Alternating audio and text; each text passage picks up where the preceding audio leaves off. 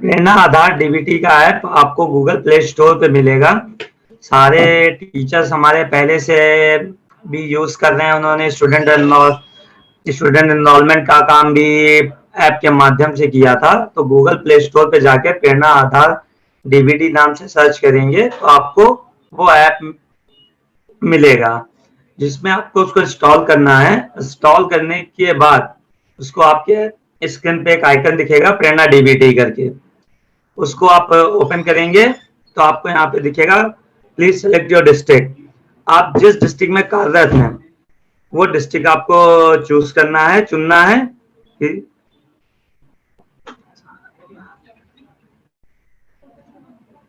जैसे मैंने अभी सहारनपुर डिस्ट्रिक्ट चुना कि सहारनपुर में कार्यरत हैं। नेक्स्ट के बटन पे हम जाएंगे और अपना रजिस्टर्ड मोबाइल नंबर, जिसपे कि अभी तक आपके पास एमडीएम में जो आप लोगों ने मोबाइल नंबर अपना रजिस्टर करा रखा है, वो नंबर का प्रयोग करना है।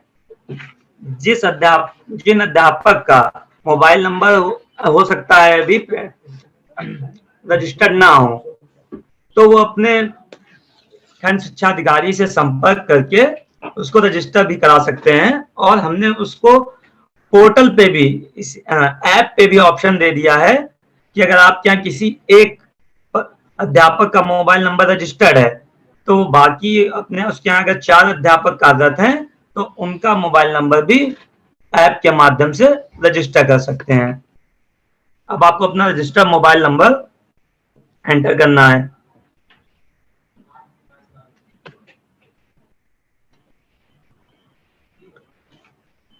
उसके बाद नेक्स्ट के बटन पे क्लिक करेंगे। नेक्स्ट के बटन पे क्लिक करने के बाद एक 4 अंक का ओटीपी आएगा। ओटीपी 4 अंक का जो आएगा उसमें कई कंफ्यूजन हो जाते हैं कि जो 4 अंक का ओटीपी आया है क्या उसी को पिन बनाना है, जो एंटर पिन बनाना है। तो ऐसा नहीं है, वो ओटीपी ऑटो रीड करके आपकी फोन को वेरिफिकेशन के लिए होता है कि आपने जो नंबर यूज किया है वो आप ही के पास है, किसी अदर पर्सन ने आपके नंबर का प्रयोग नहीं कर रहा है कि उसका मिसयूज ना कर सके। तो इसके बाद एंटर पिन का जो ऑप्शन है वो आप अपनी इच्छा अनुसार बना सकते हैं। जैसे आपने अपनी ये गाड़ी का नंबर बना दिया जो आपको याद रहे, कोई और डिजिट बना दी, डेट ऑफ बर्थ बना दी जो आपको हमेशा याद रहे।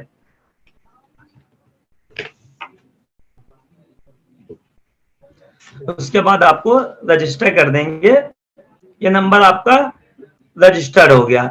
अगर आपका नंबर विभाग के पास रजिस्टर नहीं है यूपीएमडीएम पे तो वो आपको बताएगा कि आपका नंबर रजिस्टर्ड नहीं है। तो उस दशा में आप 2 कार्य कर सकते हैं। आपके जिस अध्यापक का नंबर रजिस्टर्ड हो उनसे कह सकते हैं कि आपका नंबर रजिस्टर कर दें, या आप अपने बीओ से संपर्क करके, खंड शिक्षा अधिकारी से संपर्क करके अपना नंबर रजिस्टर करा सकते हैं। अब जो पिन हमने बनाया था, जैसे आपने डेट ऑफ बर्थ का पिन बनाया, गाड़ी नंबर का आपने पिन बनाया, उसके थ्रू आप इसको लॉगिन कर जाएंगे। जैसे कि आप सारे ऐप अभी लॉगिन करते हैं प्रेरणा से, आप लोगों ने टीचर ऐप भी प्रयोग किया, स्टूडेंट एनरोलमेंट ऐप का भी प्रयोग किया, जो आप लोगों ने सफलतापूर्वक हम लोग को यहाँ पे सारी इंफॉर्मेशन दी। तो उसी तरीके से लॉगिन का प्रोसेस है। हम लॉगिन करेंगे तब यहाँ पे ये 1 टाइम प्लीज वेट दिखाएगा कि आपके जितने बच्चे आपके उस विद्यालय में होंगे वो बच्चे आपके हमारे डेटा सर्वर से लाएगा आपके फोन में। तो इसमें आपको थोड़ा सा धैर्य रखना होगा, जहां पे बच्चे ज्यादा होंगे वहां पे थोड़ा सा ज्यादा टाइम लगेगा, प्लीज वेट करके आपको दिखेगा, लेकिन बच्चे आपके आएंगे। नेट की कनेक्टिविटी आपको इस समय तो प्रॉपर चाहिए होगी कि बहुत सारे स्कूलों में हमारे यहाँ 500-600 बच्चे हैं, तो टाइम प्रोसेस हो सकता है 1 मिनट लग जाए, तो आपको वेट करना धैर्य रखते हुए। इसके बाद आपको इसमें 2 ऑप्शन दिखेंगे। पहला ऑप्शन आपको दिखेगा डीबीटी, दूसरा दिखेगा verified and drop out report. उसके ऊपर आपको अपनी डिटेल दिख रही होगी कि नाम क्या है, किस डिस्ट्रिक्ट में है, ब्लॉक क्या है, स्कूल का नाम क्या है, स्कूल का टाइप क्या है, पीएस है, यूपीएस है, कंपोजिट है, डेजिग्नेशन हमारी क्या है, वहां पे मोबाइल नंबर क्या है। और ऐप का वर्जन क्या यूज कर रहे हैं।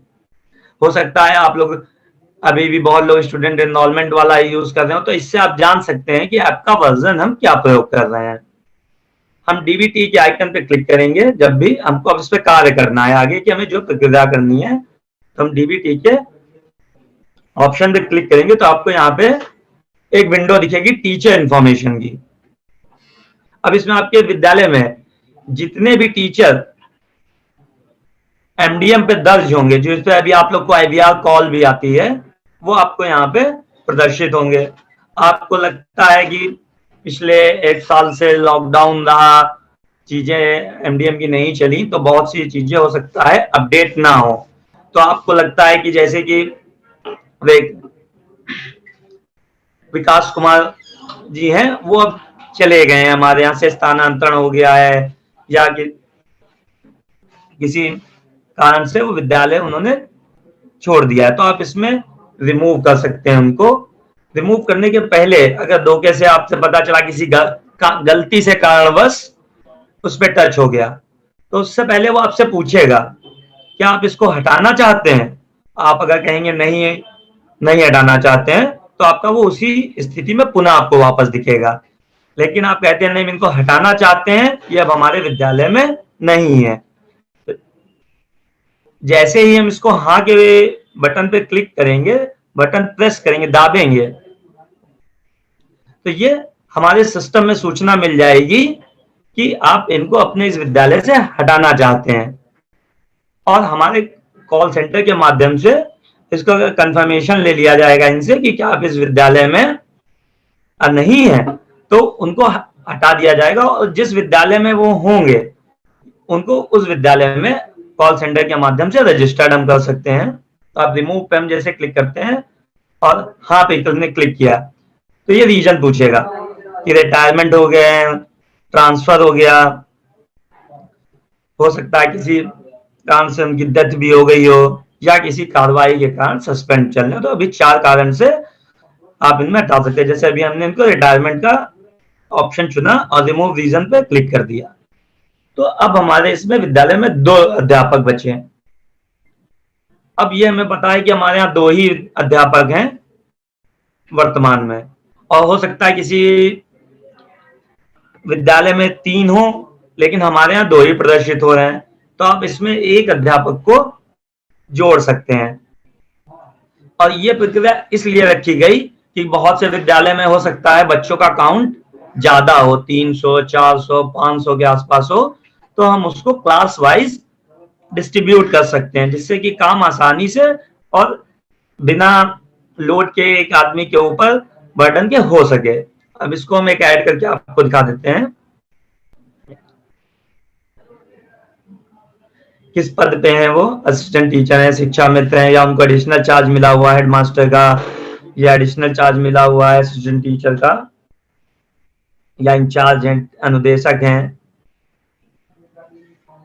उनका मोबाइल नंबर विशेष रूप से ध्यान दें कि वो सक्रिय हो, चालू हालत में हो, इनकमिंग बंद ना हो, क्योंकि उसमें एक 4 अंक का ओटीपी आएगा, तभी वो उस ऐप का प्रयोग कर सकेंगे।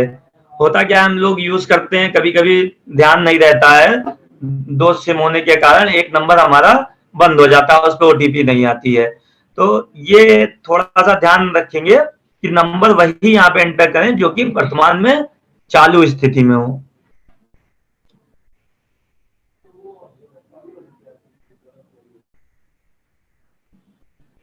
टीचर एचआरएमएस कोड, क्योंकि हमारे सारे अध्यापक मानव संपदा पे आज की डेट में पंजीकरण है, रजिस्टर्ड है, सबने अपना अपना मानव संपदा पे रजिस्टर करा रखा है, तो उनका मानव संपदा की आईडी जो है, जिसको आईडी और कोड जो सेम है, आईडी और कोड, वो यहाँ पे एंटर करना है। एंटर करने के बाद इसको हम एक बार ध्यान पूर्वक देख लेंगे कि हमने ये इंफॉर्मेशन भरी है, ये हमारे विद्यालय में कार्यरत है। हम ऐड टीचर कर देंगे, तो ये हमारे सिस्टम में आ जाएंगे कि हमने इनको भी ऑथराइज कर दिया। लेकिन अभी ये आपने ऑथराइज तो इनको कर दिया, लेकिन अभी ये लॉगिन नहीं कर पाएंगे ऐप पे। क्यों? आपने तो ऐड कर दिया, तो हमारे स्टेट के कॉल सेंटर से, जो हमने डीबीटी के लिए भी रखा है, उससे जिनको अध्यापक को आपने ऐड किया उनके पास कॉल जाएगी, उनसे पूरी कंफर्मेशन ली जाएगी कि आप इस विद्यालय में इस पद पर, और ये आपका मोबाइल नंबर है और ये आपका HRMS कोड है, वो कंफर्मेशन ली जाएगी। वो उस चीज को कंफर्म करेंगे, उसके तुरंत बाद वो रजिस्टर अपने मोबाइल पे उसको करके प्रयोग कर सकते हैं। हमने सारी इंफॉर्मेशन देख ली कि अब सारी इंफॉर्मेशन हमारी टीचर की सही है। उसके बाद नीचे दिए गए ऑप्शन में लिखा है उपयुक्त दिए गए अध्यापकों का विवरण सत्यापित कर लिया गया है, तो आपको इस पर टिक करना है। तो उसके बाद आपको नीचे नेक्स्ट का बटन दिखेगा कि हमको आगे जाना है प्रक्रिया से, तो हम नेक्स्ट के बटन पे क्लिक करेंगे। एक चीज हिमांशु मैं ऐड करना चाहूंगा, जैसे हिमांशु ने बताया कि मान लीजिए जब आपने ऐप में लॉगिन किया, इस प्रक्रिया को जैसे अभी मैंने आपको बताया कि हमारे यहाँ मानो एमडीएम में जो कॉल जाती है, एक ना एक नंबर हमारे पास रजिस्टर्ड है, तो जिसका भी अध्यापक का नंबर रजिस्टर्ड है वो इस प्रक्रिया को पूर्णता कर लेगा और अपने साथियों को, अपने साथ के अध्यापक को, शिक्षा में असिस्टेंट टीचर्स को इसमें जोड़ लेगा। उसके बाद हम नेक्स्ट के बटन पे क्लिक करेंगे, तो भी वो आपसे पूछेगा क्या आप आगे बढ़ना चाहते हैं।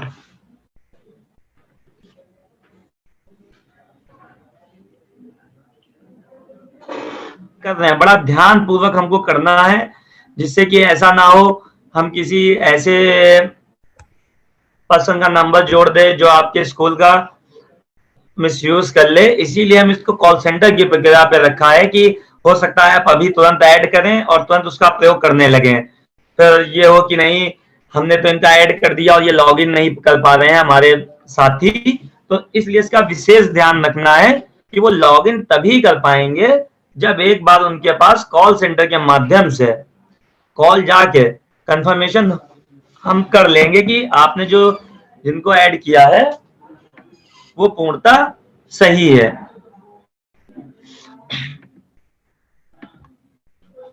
इस तरीके से आप करेंगे, नेक्स्ट के बटन पे हम करेंगे तो ये दिखाएगा कि क्या आप आगे बढ़ना चाहते हैं, क्योंकि मोबाइल फोन है, कभी आपसे हो सकता है गलती से टच हो जाए, तो हम एक कंफर्मेशन लेते हैं कि क्या आप अब आगे बढ़ना चाह रहे हैं इस प्रक्रिया से। जैसे ही आप हाँ के बटन पे क्लिक करेंगे तो आपको अपने विद्यालय के जितने बच्चे थे इस सत्र में प्रेरणा पोर्टल पे रजिस्टर्ड हैं, प्रेरणा पोर्टल पे जितने बच्चे रजिस्टर्ड हैं वो आपको यहाँ पे प्रदर्शित होंगे। और इसमें भी हो सकता है अपने प्रेरणा पोर्टल पे यहाँ पे 23 दिखा रहा है, हो सकता है अपने प्रेरणा पोर्टल पे 30 बच्चे रजिस्टर कर रखे हों, लेकिन आपको यहाँ पे 23 बच्चे ही दिख रहे होंगे। उसका कारण ये होगा कि हमने जितने बच्चे हमारे पास रजिस्टर्ड हैं हर स्कूल में, हमने एक बैकएंड में अपने स्टेट पे हमने एक प्रोसेस चलाया, चेक किया, तो इनमें आपको यहाँ पे बच्चे दिखेंगे कि आपके 23 बच्चे थे, ये पूरे आपको लिस्ट दिखेगी, आप एक एक करके पूरी लिस्ट को देख सकते हैं। अब इस लिस्ट में आपको जो बच्चे आपके यहाँ वर्तमान में हैं उनको वेरीफाई के बटन पे क्लिक करना है, तो उसके बाद भी सिस्टम पूछता है आपका उसका ऐप पूछेगा क्या आप छात्र को वेरिफिकेशन करना चाहते हैं, तो आप हाँ के बटन पे क्लिक करेंगे तो वो वेरिफिकेशन होके आपको सबसे नीचे आता जाएगा, जिससे कि आपको बार बार नीचे ना आना पड़े। जो बचेंगे वो हमेशा आपको सबसे टॉप पे दिखेंगे।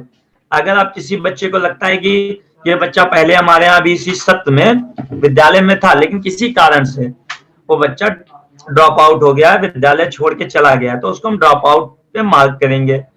तो हम ड्रॉप आउट का रीजन पूछते हैं कि किस कारण से ड्रॉप आउट हो गया।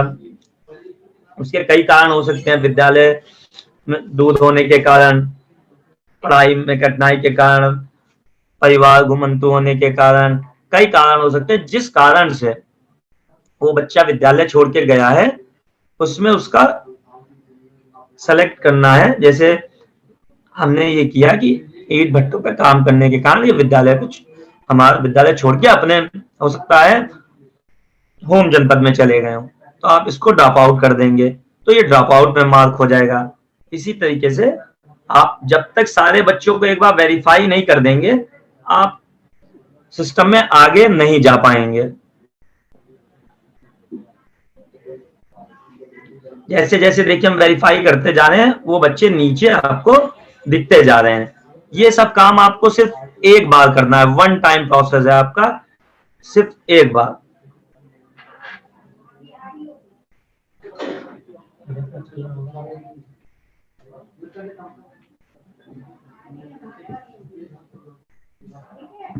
इस तरीके से आपको सारे बच्चों को वेरिफिकेशन में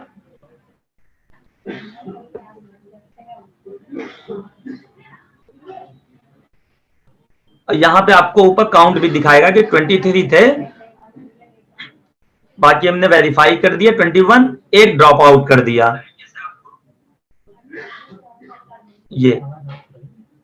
ये आपका सारा वेरिफिकेशन हो गया। आप एक बार चेक भी कर लेंगे कि हमने सारे बच्चों का वेरिफिकेशन कर दिया है। इसके बाद आप नेक्स्ट बटन पे क्लिक करके मेन जो प्रोसेस है उस पे हम आगे बढ़ेंगे इस तरीके से। उसके बाद आपको ये एक स्क्रीन खुलेगी जिसमें विद्यालय की सारी इंफॉर्मेशन आपको दिखेगी, लेकिन इसमें आपको अपने विद्यालय का यूडाइस कोड बिल्कुल सही तरीके से भरना है, क्योंकि अभी जो पीछे हमने स्टूडेंट काउंट भरवाया तो उसमें कुछ विद्यालय का हमारे पास यूडाइस कोड गलत आया, लेकिन इसमें आपको अपने विद्यालय का ध्यान पूर्वक देखते हुए यूडाइस कोड भरना है। विद्यालय आपका किस कैटेगरी का है आपने भरा था यूडाइस में पोर्टल में, उससे हमने यहाँ पे लिया है, आपको यहाँ पे दिखेगा। अब आपको विद्यालय के छात्र पंजिका के अनुसार 21-22 में नामांकित कुल छात्र छात्राओं की संख्या भरनी है। जिस दिन आप ये कार्य करने जा रहे हैं उस दिन आपके छात्र पंजिका में कितने बच्चे पंजीकृत हैं, कितने बालक कितने बालिकाएं। जैसे मैंने दिया कि 25 बालक हैं 25 बालिकाएं हैं, तो टोटल 50 हो गया। इसी को हम चेंज करते हैं तो हमने लिखा 30 बालिकाएं हैं 25, तो टोटल 55 एनरोलमेंट हमारा जिस दिन हमने भरा उस दिन 21-22 का हम मान के चलेंगे कि आपके विद्यालय में 55 बच्चों पे आपको आधार का उनके गार्जियन के आधार को सत्यापित करना है। इसके बाद हम सेव के बटन पे क्लिक करेंगे तो उसके बाद ये जो हमने 3 प्रोसेस अभी पीछे किए, टीचर अलॉटमेंट, बच्चों का वेरिफिकेशन और एनरोलमेंट हमने दिया कि हमारे आज इस सत्र में जिस डेट में हम बैठे, आज की डेट में हम कार्य करने बैठे थे, कितने पंजीकृत हैं, वो सिर्फ आपको एक बार करना है, वो आपको बार बार नहीं करना है। उसके बाद आपको ये एक स्क्रीन दिखाई देगी जिसमें हमने आपको क्लास दिखाया है, स्टूडेंट का काउंट है, अलॉटमेंट है और टीचर का नेम है। हम अपने आप को क्लास अलॉट कर लेंगे। जैसे हमारे विद्यालय में हो सकता है 500 बच्चे हों, हर क्लास में 100-100 बच्चे हैं। हमने क्या किया, हमारे विद्यालय में 5 टीचर भी हैं, तो हम अपने को ले लेंगे कि हमने एक क्लास ले लिया कि हम 5 क्लास हमने सेलेक्ट कर ली, हमने उसको अपने आप को अलॉट कर लिया।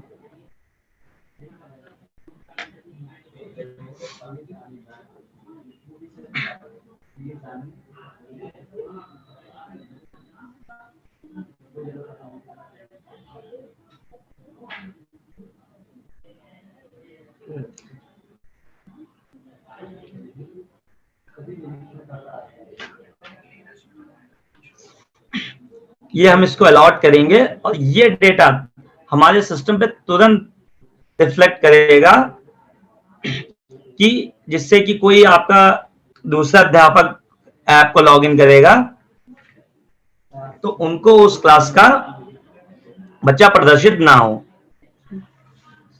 ये आपको क्लास 5th मैंने सेलेक्ट की थी जिसमें 4 बच्चे थे, इसमें रेखा जी को ये सेलेक्ट क्लास अलॉट हो गई। अब हमारे विद्यालय में कोई और अध्यापक इसी समय पे लॉगिन करेंगे तो उनको क्लास 5th को वो उस 5th पे कार्य नहीं कर सकते।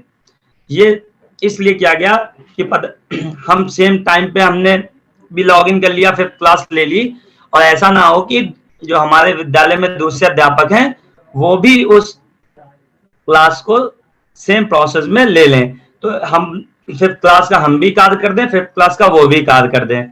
इसलिए इस सिस्टम को हमने जब क्लास अलॉटमेंट कराया तो उसी समय हमने उसको सर्वर पे अपने यहाँ पे डेटा पे भेज दिया, जिससे कि दूसरे अध्यापक लॉगिन करें तो उनको मिल जाए। उसके बाद हम नेक्स्ट के बटन पे क्लिक करेंगे तो हमें यहाँ पे कार्य करना। मैंने क्लास 5th सेलेक्ट की थी जिसमें 4 ही बच्चे थे, इसलिए अब हमको 4 ही बच्चों पे काम करना है। बाकी बच्चे मैंने क्लास अलॉट नहीं की अपने आप की, तो मुझे कार्य नहीं करना है। मैं एक से ज्यादा भी क्लास अपने आप को अलॉट कर सकता हूं। और उसके बाद ऊपर आप देखेंगे कि एक एडिट का ऑप्शन है कि आपने 2 दिन काम किया, 2 दिन बाद हो सकता है आपके यहाँ 2 बच्चे और एडमिशन हुआ हो, तो आप इस एडिट के बटन पे जाके उन 2 बच्चों का यहाँ पे कि बॉयज या गर्ल्स, उनका एनरोलमेंट यहाँ पे आप अपडेट कर सकते हैं कि हमने 2 बच्चों का और एनरोलमेंट कराया, जिससे कि हम ये जान सकेंगे आपको अब उन 2 बच्चों पे और कार्य करना है। इसके बाद आपको जो कार्य करना है वो कार्य करना है अभिभावक माता पिता का डेटा भरे और प्रमाणित करे थे। इस पे आप क्लिक करेंगे तो आपको 4 बच्चों की डिटेल दिखेगी, विवरण दिखेगा, जिसमें आपका एसआर नंबर दिखेगा, जिससे आप अपने रजिस्टर से पहचान सकते हैं कि दिव्या है, उनका एसआर नंबर यही है, क्लास 5th है, डेट ऑफ बर्थ ये है, जेंडर उनका ये है।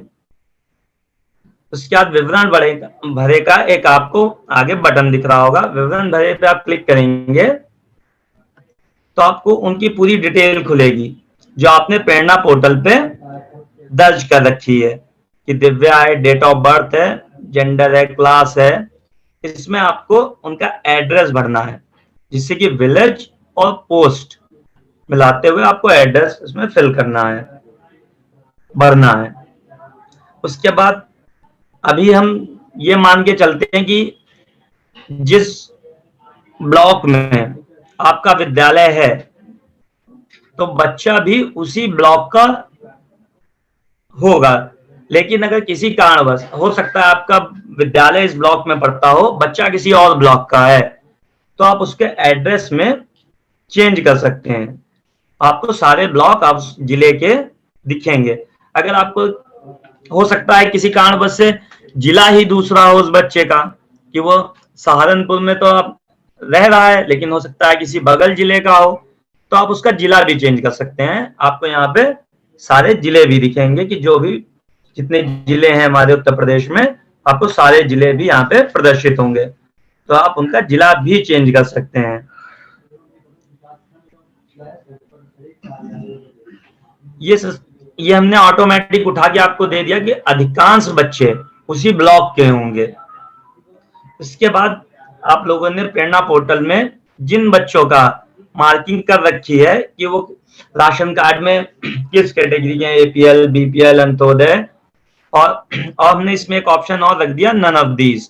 इसका मतलब ये कि हो सकता है उनके पास राशन कार्ड ना हो किसी भी श्रेणी का, तो वो उसको नन ऑफ दीज को सेलेक्ट कर देंगे कि इनके पास राशन कार्ड नहीं है। अब सबसे महत्वपूर्ण चीज ये है, यदि छात्र से संबंधित जानकारी में कोई त्रुटि है तो उसको सही करने के लिए यहाँ पे क्लिक करें। ये हम लोग ने इस चीज को देखते हुए रखा कि जब शुरू में प्रेरणा पोर्टल में पंजीकरण कराया तो बच्चों का कभी एसआर नंबर गलत हो गया, डेट ऑफ बर्थ गलत हो गई उस समय रजिस्टर करते समय, तो हमने इस ऑप्शन को यहाँ पे रखा। अगर आपके यहाँ पे ऊपर विवरण में जो दिया हुआ है बच्चे की सारी इंफॉर्मेशन सही है तो आप इसको नो करेंगे। अगर बच्चे की इंफॉर्मेशन आपको लगता है कि नहीं, बच्चे की हमारी इंफॉर्मेशन ऊपर गलत दिख रही है, एसआर नंबर गलत दिख रहा है, उसकी डेट ऑफ बर्थ गलत दिख रही है, नाम गलत दिख रहा है, वो तो इस समय क्लास 5th में नहीं 6th में वो बच्चा है हमारे यहाँ, तो आप उसको यहाँ पे सही कर सकते हैं। आपने डेट ऑफ बर्थ को ऑप्शन को चूज किया, तो चुना और उसकी सही डेट ऑफ बर्थ जन्म तिथि यहाँ पे एंटर कर दी जो आपके पास आज की स्थिति में है। फिर आपको लगता है नहीं उसकी क्लास भी गलत थी, नाम भी गलत था, जेंडर भी उसका गलत था, एसआर नंबर भी गलत है। आपने देखा नहीं हमारे पास उसकी उस समय की सारी चीजें अपडेट नहीं थी, उस समय किसी त्रुटिपूर्ण प्रेरणा पे दर्ज हो गई। तो आप ये सारी चीजें यहाँ पे भर देंगे। आपको उससे घबराने की जरूरत नहीं है कि उसके ऊपर इंफॉर्मेशन गलत है, ऊपर दी गई जानकारी गलत है, उसके कारण से आप परेशान नहीं होंगे कि अपने बीओ खंड शिक्षा अधिकारी को आप कॉल करें या, इसीलिए हमने वो ऑप्शन यहाँ पे दे दिया। उसके बाद सबसे महत्वपूर्ण जानकारी है कि जो आप आधार गार्जियन का ले रहे हैं, जिससे कि आपका उनका कंसेंट लेना है, इस पे आपको टिक उसमें लिखा हुआ है कि मेरे द्वारा उक्त छात्र के अभिभावक को बेसिक शिक्षा विभाग द्वारा संचालित डीबीटी योजना के तहत अभिभावक के आधार कार्ड नंबर का प्रयोग केवल सत्यापन हेतु करने की सहमति लेते हुए सहमति पत्र की छायाप्रति विद्यालय में संचित करने की जानकारी दी गई है। इसका मतलब ये है कि हम उनका जो आधार लेंगे, जो छायापत्र ली, उसका प्रयोग सिर्फ हम डीबीटी योजना के लिए करेंगे, इसके अलावा उनका हम प्रयोग कहीं भी नहीं उसका करेंगे। इस पे आप एक्सेप्ट करेंगे तो आपको नीचे दिखेगा कि हम जो जानकारी आधार में भरने जा रहे हैं उससे बच्चे का रिलेशन क्या है, नाता क्या है। हो सकता है उसके फादर का, पिताजी का अकाउंट हो, माता जी का अकाउंट हो, किसी कारण बस हो सकता है उन बच्चे के माता पिता ना हो, तो आप उनके दादा दादी का आधार भी लगा सकते हैं। लेकिन अगर उन बच्चे के माता पिता जीवित हैं तो आपको माता या पिता के आधार का ही प्रयोग करना है। अगर माता पिता नहीं है तो आपको दादा दादी या लोकल गार्जियन जो उनके होंगे उनका प्रयोग करना है। अगर माता पिता हैं और उनका आधार नहीं बना हुआ है तो उनसे आप एक बार रिक्वेस्ट करेंगे कि आप अपना आधार जाके बनवा के ले आए। इतनी इंफॉर्मेशन आप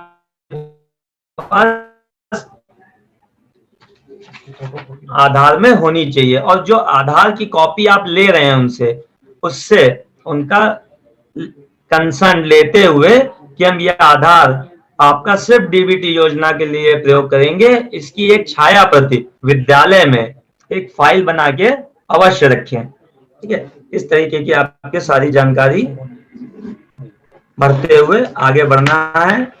पिन कोड भरना है जहां पे उसका एड्रेस पता है।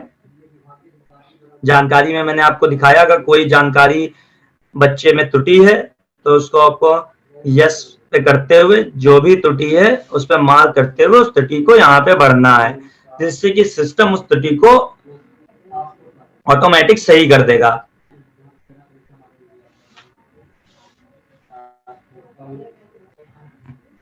अब अगर आपके पास जो आपने छाया प्रति ली है, अगर आपके पास ओरिजिनल आधार की कॉपी लेके कोई अभिभावक आया है तो उसको आपको मैनुअल एंट्री करने की जरूरत नहीं होगी, तो आप उसको स्कैन भी कर सकते हैं।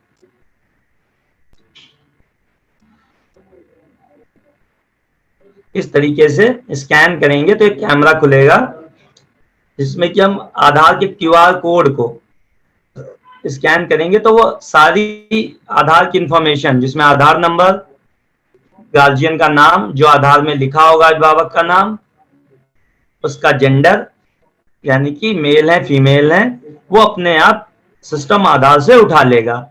अगर आपके पास फोटोकॉपी है तो आपको मैनुअल एंट्री करके उसको दर्ज कर देना है। उसमें आधार नंबर लिखना है, नाम लिखना है। नाम में ध्यान देंगे ध्यान पूर्वक कि जो आधार कार्ड में लिखा है, जैसे अभी आप देख रहे होंगे मैंने गुरविंदर स्पेस सिंह, तो अगर आधार में भी गुरविंदर स्पेस देके सिंह लिखा है तो आपको गुरविंदर स्पेस सिंह देके ही लिखना है। अगर आपके आधार में सिंह नहीं लिखा है तो आपको सिंह नहीं लगाना है। हो सकता है जनरल वे में अपने नाम के आगे सिंह लगाते हो, लेकिन आधार में आपके नहीं है तो आपको आधार में नहीं लगाना है। जिस अवस्था में आपके आधार में नाम लिखा है उसी अवस्था में आपको यहाँ पे दर्ज करना है। उसके बाद आपको अपना मोबाइल नंबर जो कि सक्रिय हो, जिसपे कि हम सारी जानकारी आपको दे सकें कि आपके डीबीटी में आधार में क्या प्रोग्रेस है, आपका जब में फंड ट्रांसफर हुआ, तो हम आपको सारी जानकारी इस नंबर पे दे सकें।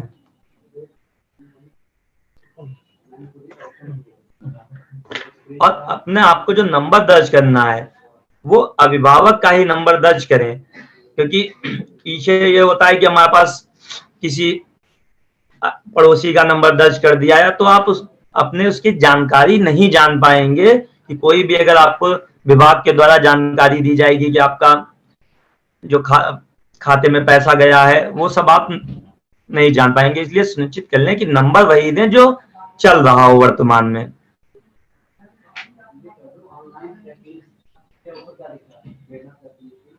इसके बाद आप क्लिक हेयर टू वेरीफाई आधार पे बटन को क्लिक करेंगे, तब आपको ध्यान देना है कि सिस्टम में आपके इंटरनेट की सुविधा होनी चाहिए इस समय।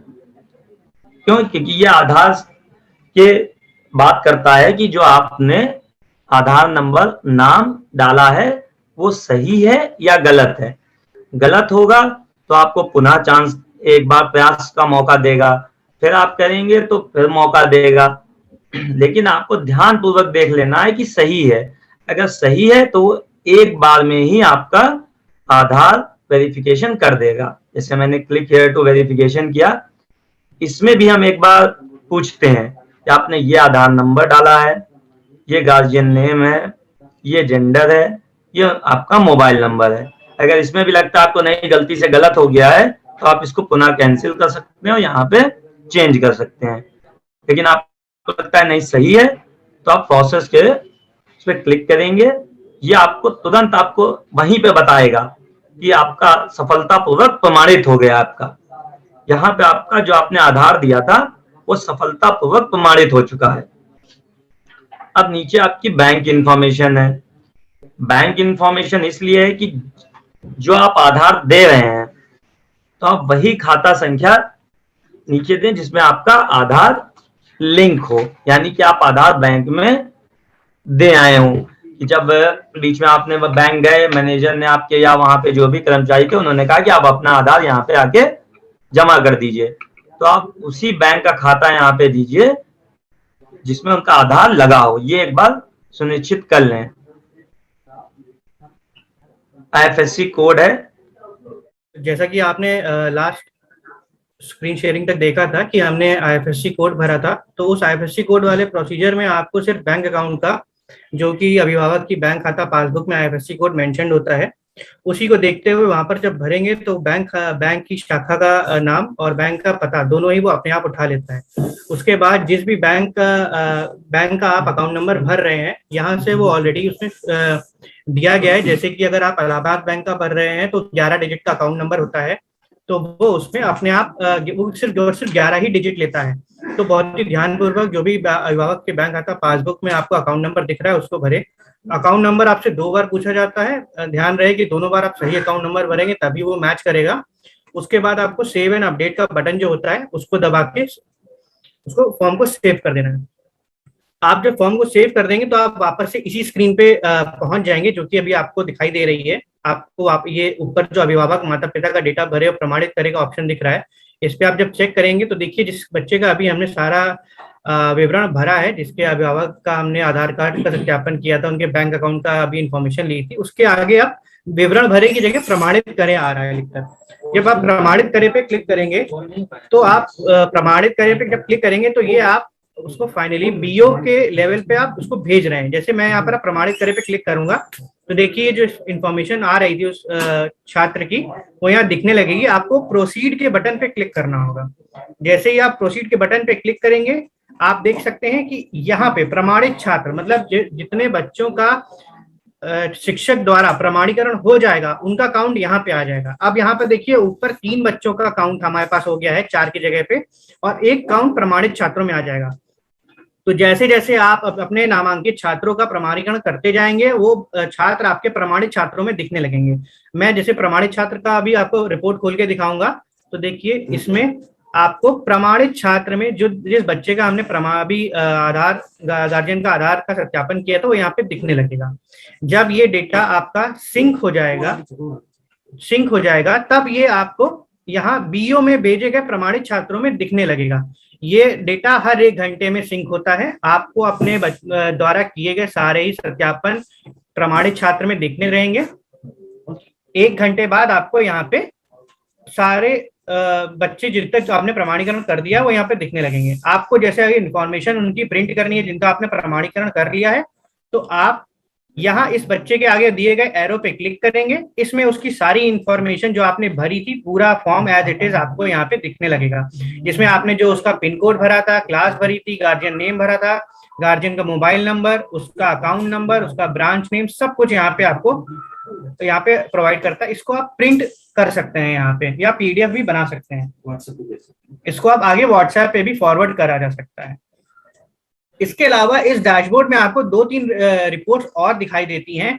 हो सकता है कि जैसे कि किसी अभिभावक का आधार कार्ड सत्यापन आप करने का ट्राई कर रहे हैं पर 3-4 अटेम्प्ट के बाद भी उस अभिभावक का आधार सत्यापन नहीं हो पा रहा है तो वो सारे ही बच्चे यहाँ पे आपको दिख रहा होगा अप्रमाणित छात्र हैं, वो सारे बच्चे यहाँ अप्रमाणित छात्रों में दिखाई देने लगेंगे। इनका आपको ऑप्शन बाद में दिया जाएगा जिसको आप इनमें पुनः आप इनका सत्यापन कर सकते हैं। इसके बाद आप नीचे की तरफ देखेंगे तो सबसे पहले रिपोर्ट जो है बीओ को भेजे गए प्रमाणित छात्र, जितने भी छात्र शिक्षक द्वारा यहाँ पे प्रमाणित किए गए हैं वो सारे ही बीओ को फॉरवर्ड ऑटोमेटिकली हो जाएंगे। जैसे ही आपका डेटा सिंक होगा ऐप से ये बीओ में प्रदर्शित होने लगेंगे। हो सकता है किसी बच्चे का जब बीओ सत्यापन कर रहे हो तो हो सकता है उन्हें कोई त्रुटि लगे जिसकी वजह से वो उनका रिकॉर्ड वापस भी भेज सकते हैं। हो सकता है एक बच्चा जो आपके ब्लॉक में या आपके विद्यालय में नामांकित हो वो किसी और विद्यालय में भी नामांकित हो सकता है। तो अगर बीओ को ऐसा लगता है कि वो छात्र 2 जगह इस एक ही छात्र 2 जगह नामांकित है तो वो छात्र का रिकॉर्ड टीचर को वापस भी भेज सकते हैं।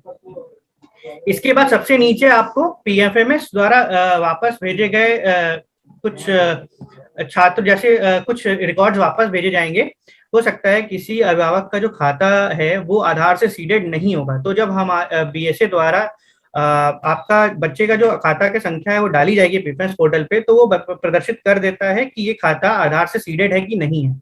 जितने भी खाते जो कि आधार से सीडेड नहीं होंगे वो आपको इस रिपोर्ट के अंदर देखने लगेंगे। इस रिपोर्ट में आपको उन सभी अभिभावकों को बुला के ये कहना है कि आप अपने बैंक खाते को आधार से लिंक करवा दें और उसको वापस से लेकर आएंगे, तब आप उसका दोबारा से सत्यापन करेंगे। ये आखिरी में आपको ये इसमें देखिए इस तरह से 3 रिपोर्टें आपको यहाँ पे प्रदर्शित होंगी। इसमें आपके जिनके भी बैंक अकाउंट खाते सीडेड नहीं है उनका इंफॉर्मेशन यहाँ पे सबसे ऊपर अनसीडेड आधार बैंक खाता में आपको दिखाई देंगी। नीचे जितनों को सफल भुगतान हो जाएगा उनके रिपोर्ट यहाँ पे आएगी। हो सकता है कोई बैंक अकाउंट बहुत टाइम से यूज ना हुआ हो तो वो डॉर्मेंट हो जाता है जिस वजह से उसमें पैसा ट्रांसफर नहीं हो पाता है तो उनकी भी इंफॉर्मेशन आपको यहाँ विफल भुगतान में मिल जाएगी। सबसे लास्ट में आपको यहाँ पे सर्वर पे भेजे गए रिपोर्ट्स का इंफॉर्मेशन मिलती है। हो सकता है कभी कभी आप ऐसे नेटवर्क जोन में हो जहाँ पे इंटरनेट आपको नहीं मिल रहा हो, आपको इसके अंदर जाना है। यहाँ पे आपको 2 ऑप्शन दिखाई देते हैं, सर्वर पे नहीं भेजे गए रिपोर्ट्स और सर्वर पे भेजे गए रिपोर्ट्स। क्योंकि हमारी तरफ से अभी ये इंफॉर्मेशन सर्वर में भेज दी गई है इसलिए सर्वर पे भेजे गए रिपोर्ट्स में दिखाई दे रही है। हो सकता है कि आप जहाँ पे जिस विद्यालय में काम कर रहे हो वहाँ पे इंटरनेट की कनेक्टिविटी अच्छी ना हो तो वो आपको यहाँ पे सर्वर पे नहीं भेजे गए रिपोर्ट्स में दिखाई देता रहेगा। आप जैसे ही किसी नेटवर्क जोन में आते हैं आपको इंटरनेट मिलता है, आप यहाँ पे जाके उन सभी इंफॉर्मेशन के ऊपर सिंक करने का ऑप्शन दिया गया है, क्लिक हियर टू सिंक लिखा होता है वहाँ पे। तो आप जैसे ही उस पर क्लिक करेंगे तो वो डेटा ऑटोमेटिकली सर्वर पे चला जाता है। ये पूरी प्रक्रिया जो है आपको ये यहाँ तक आपको पूरा एक शिक्षक द्वारा की जानी है। जितने भी बच्चे आपको बीईओ द्वारा वापस भेजे जाएंगे उनका पुनः प्रमाणीकरण अभिभावक का आधार सत्यापन करना होगा।